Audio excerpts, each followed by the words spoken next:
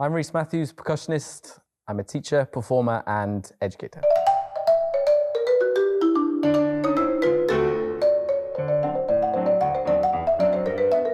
I first began drumming when I was about 6 years old, mostly in my mother's kitchen with the pots and pans, much to their annoyance.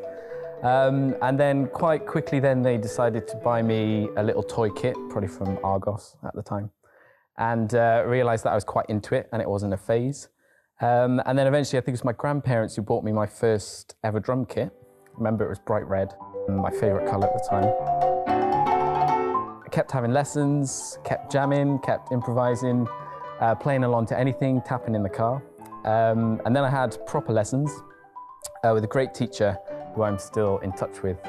And he kind of pushed me into a different avenue. So obviously everyone starts with a drum kit quite early on, but kind of opened up to percussion. And then I kind of discovered the full range of xylophones, marimbas, timpani, and all the range of orchestral percussion. And then that kind of developed, and then I got a place at the Royal Northern College of Music in Manchester, where I did my undergrad and postgrad, and then continued my career from there.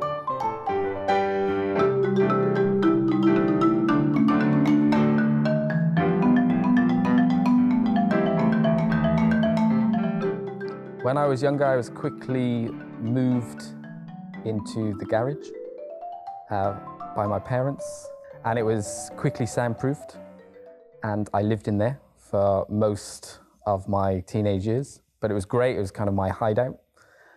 I've now got the luxury of moving my equipment all around the place, so either at home or at my school, where I store it and perform and practice. But it can be challenging to move the gear. I mean, by the time you've probably set the instrument up, whether that's a 5-octave marimba, you're probably ready to have a nap, but then you've got to go and do a concert. And as a percussionist, you're generally the first to arrive and the last to leave.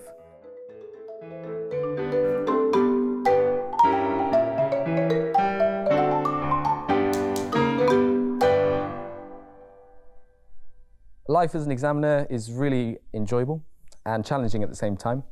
I'm very lucky that I get to travel lots of different countries during the year, depending on my availability. It's great to see different players in different countries and different approaches to playing as well. So you'll tend to find, for example, if I'm in Asia, it's very, very focused playing, very disciplined.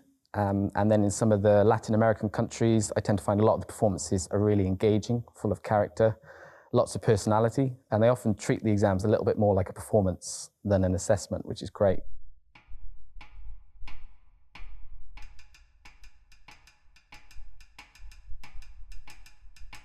The challenges can be long journeys, a lot of long flights, and blending yourself into the local culture as well, in terms of food, the way of life, and the way you conduct yourself with the people you come in contact with.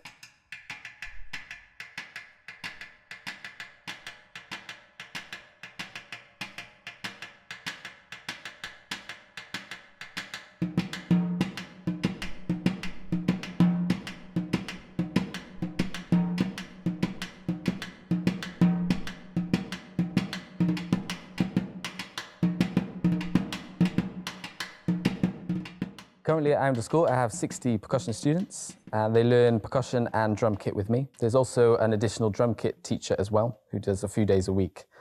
So it's a very, very large department. It's grown over time. When I first started, I was there for about a day, but it had the potential to grow. So I threw myself into that role and grew the department. But it's taken, I would say, at least 5 years to bring up the talent through the grassroots, starting in the junior school, and taking them through then into the senior school.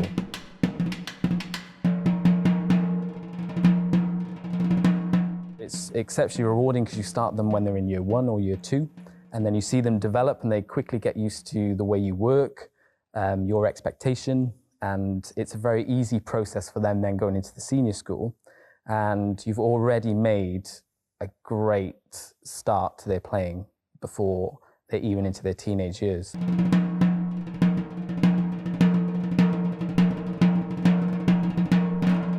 I tend to find if music is enjoyable, music is fun, at those early ages. By the time they go through those teenage years and they're going through all sorts of other challenges in their life, they kind of stick with the music education right the way through.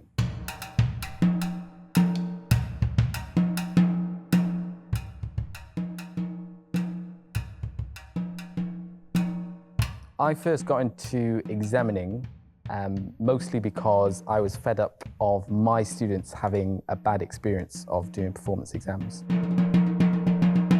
When I joined Rock School, I was pleased that actually the ethos of the company is friendly, approachable and professional. So a lot of the new examiners that come to training, not only do they need to have great professional skills, they need to know their craft, their instrument and the discipline, but actually it's a type of character, type of personality, because at the end of the day, a lot of students have prepared for weeks, months for an exam, and it's only fair that they're put in a very comfortable position and situation that they can perform to the best of their ability. So it's maintaining, for new examiners, it's maintaining this professionalism, but also being approachable and putting candidates at ease. So that's why it is a pleasure working for that company.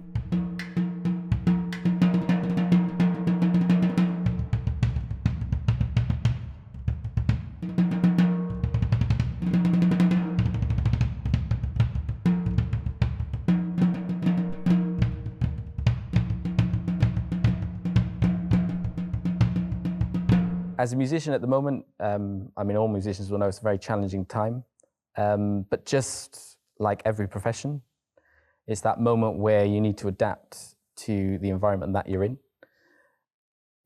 At the time, all my teaching went online, and that was challenging. And actually, when it first went online, I was quite pessimistic about it. I thought, how is this actually going to work? But I was quite amazed at how everyone was forced into that situation to work online. And the students actually progressed over time.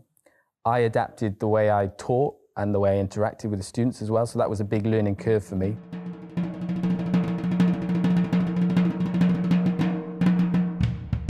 One of the interesting points, I was part of a piloting scheme with the examination board, because of course we cannot travel to Asia and parts of Europe. And it's obviously too risky to book flights and arrange tours when at any moment there could be another lockdown in a certain area. So we've been part of a large scheme which is live streaming exams. So in summary, effectively, what happens is it's as if the examiner would be there in the room, but of course they come through a TV screen. And then all the materials that would be confidential and you show in the exam, they would appear on a screen for the candidate to read in wherever country they are. And then we'd obviously take those documents away as well. So it's been an amazing experience to be part of a new way of working, a new way of examining. And it's a similar thing with new ways of performing. You know, musicians having to think about the way they record themselves, the way they publicize themselves online. And anytime we have a challenge in life to adapt, whether that's a business, a musician, teacher, you name it, it's those moments actually where you learn more about yourself. So I've used the whole COVID experience as a positive one to learn new skills, to learn new ways of interacting.